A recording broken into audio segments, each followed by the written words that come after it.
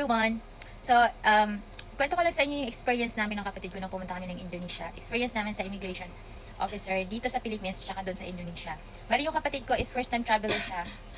First time yung mag-travel international. So, before kami pumunta ng airport, tinuruan ko na siya kung ano mga pwedeng itanong sa kanya tsaka mga dapat niyang isagot sa immigration officer. So, bale, napaga kaming pumunta ng airport. Yung flight namin is alas 3 ng madaling araw. So, galing pa kami ng probinsya. So, nag-hotel kami. So, kailangan namin mag-check out ng 12 p.m. So, lumabas kami ng hotel ng 12 p.m. And then, nakarating kami ng airport ng 1 p.m. And then, doon na kami nag-lunch. Tsaka, doon na rin kami nagpalipas ng oras. And then, pagdating ng at 7 p.m., kumain na kami ng dinner. And then, pagdating ng 8 p.m., saka na kami nag-check-in sa Cebu Pacific. And then, madali lang naman mag-check-in. Tapos, pagkatapos na mag-check-in, pumunta na kami ng immigration. Pagdating namin sa immigration, hindi masyadong mahaba yung pila. And then, may narinig kami na umiiyak na passenger na hindi siya pinapayagan ng immigration na lumabas ng bansa. Tapos, iyak siya ng iyak kasi humahagulhol talaga siya doon. Tsaka, ako parang kinabahan ako. Tapos yung kapatid ko sabi niya sa akin, ate, kinakabahan ako.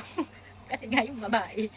Tapos sabi ko, dahil wala lang. Tapos, napansin ko yung mga immigration officer doon. Meron dong immigration na madali lang madali lang siyang tumatak. Yung mga passenger na dumadaan sa kanya, madali lang niyang tatakan. Parang wala siyang tinatanong na marami, ganun. And then, meron namang officer na parang ang daming tinatanong, daming hinihingi. And then, iba-iba naman. Tapos sabi ko sa sarili ko, sana doon mapunta yung kapatid ko, doon sa mabait na officer. Pero hindi, napunta siya doon sa medyo, medyo strict. And then, ako yung napunta doon sa mabait na, officer, yung, bata pa na, ng officer ng payat. Napunta siya doon sa medyo may edad na. And then, yung tinanong sa akin, kung ano yung tinatanong sa akin pag lumalabas ako ng bansa, yun ang tinatanong, paulit-ulit. And then, napansin ko yung officer na nag-i-interview sa kanya, tumayo, tsaka pumunta siya dun kasi magkatabi lang yung officer na nag-interview sa akin at tsaka sa kapatid ko. And then, pumunta siya dun sa nag-interview sa akin na officer. And then, tiningnan niya yung monitor ng kasi pag niscan yung passport mo, makikita dun yung pangalan mo, lahat-lahat. And then, tiningnan niya yung monitor. And then, tiningnan niya ako, tapos tinanong niya, kapatid mo ba yun? Tapos, sinabi ko, opo. And then, umalis na siya. Sumunta na siya bumalik na siya dun sa kapatid ko. And then kami, inistampa na yung yung passport ko, tsaka yung anak ko.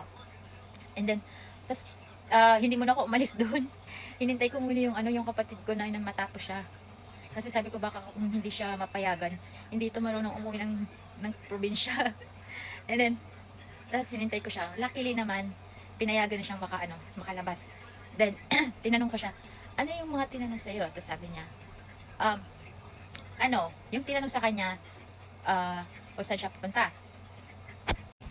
Tapos sabi niya, sa Indonesia. And then, tinanong sa kanya kung sino daw yung nag-sponsor ng travel niya. Kasi, yung linagay ko dun sa e-travel niya is, student siya. So, wala siyang trabaho. So, tinanong siya ng officer kung sino daw yung nag-sponsor sa travel niya. So, sinabi daw niya na, ako at saka yung asawa ko. And then, yun.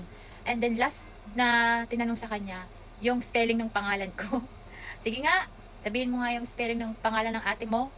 Then sabi ng kapatid ko, mabuti na lang, alam ko yung spelling ng pangalan mo. Yun, tinataka na siya. Then pumunta na kami sa gate namin, naghintay na kami ng flight namin hanggang 3 a.m. Then, pagdating naman namin nga pala, yung before kami pumunta ng airport, sinabihan ko na siya na, yung officer, pag nag-i-interview sa'yo, huwag kang magsi-cellphone. Dapat, nakafocus ka lang sa kanya. Huwag kang magsi-cellphone kasi magagalit yung officer. And then, mas lalo magdududa yun sa'yo. And then, sabi ko, pag tinanong ko ng officer, oo, hindi. Yun lang yung sagot. Tapos, pag sakaling humingi yung officer ng meron ka bang return ticket? Sabihin mo, oo. Pag hindi hiningi, wag mo nang ibigay. Pero pag sinabing, pwede pakita, kunin mo at saka ibigay mo. Ganun yun. Tas tinagdaan niya naman. And then, pagdating naman namin sa Indonesia, ang tinanong sa akin is, kung ilang days daw ako mag-stay sa Indonesia. Tapos sabi ko, 22 days. Tapos, Tapos sabi niya, after that, I told him that, ano, I'm going back to, to Philippines. We're going to the Philippines. And, oh, can I see your, your, return ticket? Return ticket lang yung hiningi sa akin. Tapos, pinakita ko lang sa kanya sa cellphone ko. Tapos yung sa kapatid ko naman, yung hiningi sa kanya sa Indonesia is yung yung hotel booking niya. Yun lang yung hiningi. Tapos na, pinalabas na kami. Pero before nga pala kami nakatapos dun sa sa immigration, nagpila muna kami na napakahaba. Kasi may igit sila doon, kaso lang yung mga passport namin hindi tinatanggap. So kailangan namin magpila sa napakahabang pila. So tagal namin doon. And then yun lang yung itinanong sa amin sa immigration. Sinasabi ko lang to kasi para kung gusto nyong kung gusto nyong pumunta ng ibang bansa, meron na kayong idea, ano yung mga tinatanong